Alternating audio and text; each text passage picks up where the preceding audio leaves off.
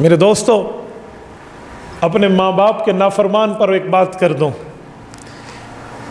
عربی کتاب کی ایک حکایت ہے کہ ایک خاتون کی شادی ہوئی، پہلی رات خاتون خاوند کے پاس کمرے میں پہنچی، سہاگ رات میں خاوند ایک تھال لے کر آیا جو صحبت اور سرید اور کھانے کا تھا، اپنی نئی نویلی دلہن کے سامنے رکھا اور کہا آئے کھائیں۔ تو اس کی بیوی کہنے لگی خاوند کو کہ جو میری ساس آپ کی امی ہیں وہ بھوکی تھیں، میں نے ان کا چہرہ دیکھ لیا تھا، اسے کھانے کی طلب تھی لیکن مہمانوں میں ٹھہری تھی تو کھا نہ سکی، امی کو بلا لو وہ بھی کھانا کھا لے۔ تو اس کا بیٹا کہنے لگا، یعنی اس کا خاوند جو اس ماں کا بیٹا تھا، کہنا امی کو بھوک نہیں تھی، کہا بھوک تھی، آپ بلا لیں۔ کہ نہیں تھی، کب سو گئی ہوگی، چھوڑو فلاں۔ یہ اصرار کرتی رہی، وہ انکار کرتا رہا۔ اس نے کہا وہ بھوکی تھی، بڑے دنوں سے ہمارے گھر آپ کا رشتہ لے کر آتی ہے، میں اس عورت کے درد دل کو جانتی ہوں، اسے بلا لو 2 لقمے کھا لے گی۔ میں نے کہا چھوڑو یار، ماں کو کیا ہے، یہ بوڑھے ایسے ہی ہو جاتے ہیں۔ یہ جملہ سننا تھا تو بیوی نے کہا میں اپنے تم کو قدرت نہیں دوں گی، مجھے طلاق چاہیے، مجھے طلاق چاہیے۔ ہڈا پڑ گیا، شور شرابہ ہو گیا، انہوں نے کہا جی نہیں رہنا، میں نے مجھے طلاق چاہیے۔ لڑائی ہو گئی، میکے والے آ گئے، اپنی بیٹی کو لے گئے، جرگہ بیٹھا، طلاق ہو گئی۔ اس خاتون کی ایک جگہ شادی ہوئی، اللہ نے اس کو اولاد سے نوازا، بچوں اور بچیوں سے نوازا، ماں باپ کے فرما بردار اولاد سے نوازا۔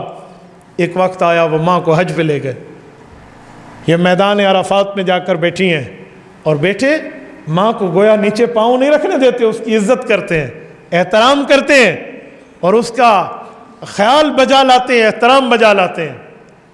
کھانے کا وقت ہوا تو یہ کھانا اکیلے نہیں کھاتی تھی، بچوں کو پتہ تھا کوئی غریب عورت اسے بلاتے، اس کے ساتھ بٹھاتے، کوئی غریب جا رہا ہوتا تو اس کے بچے اس کا منہ دھلواتے، اسے کھانا کھلاتے۔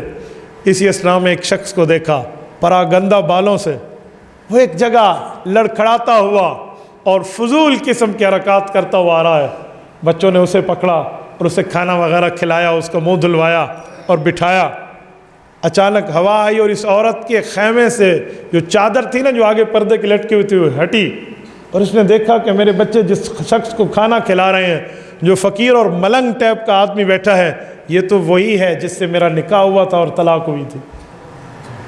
تو حیران ہو گئی، بچوں کو کیسے بلاؤ، کھانا وغیرہ کھا لیا، بلایا، پردے میں اس نے کہا کہ میں آپ کی وہی سابقہ بیوی ہوں جس نے آپ سے طلاق لی تھی، کیا ہوا، آپ کے اوپر کیا گزری؟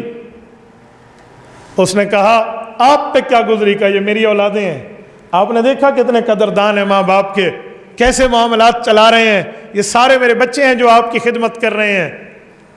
اس نے کہا میں تو ذلیل ہو گیا، میں برباد ہو گیا، میں نے ایک جگہ شادی کی، مجھے میری اولاد جو ملی بد نصیب ملی، انہوں نے مجھے مارا، کوٹا، ذلیل کیا، میری یہ ہڈی ٹوٹی، میری یہ ہڈی ٹوٹی، آج مجھے گھر سے نکال دیا، میں در در پھر رہا ہوں، اور میں بے سہارا، بے سہارا، بے آسرا اور بے سہارا ہوں، بس میری قسمت بری تھی، تیری قسمت اچھی۔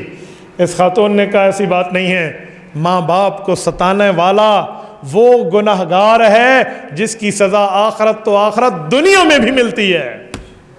میں نے اپنے ماں باپ کی قدر دی تھی، آج اس کا بدلہ دیکھ لے، جو تو نے کیا تھا آج اس کا بدلہ دیکھ لے۔ تو میرے بھائیوں، جو وہ تجربے سے بتا رہے ہوتے ہیں اور اولاد ان کو بوڑھا بوڑھا کہہ کر، اولاد ان کے بڑھاپے کا مذاق اڑا کر ہٹ جاتی ہے، یہ یاد رکھنا وہ اپنا تجربہ دے رہا ہوتا ہے جو سونے سے زیادہ ہمارے لیے قیمتی ہے۔ تبارك الذي نزل الفرقان على عبده ليكون للعالمين نذيرا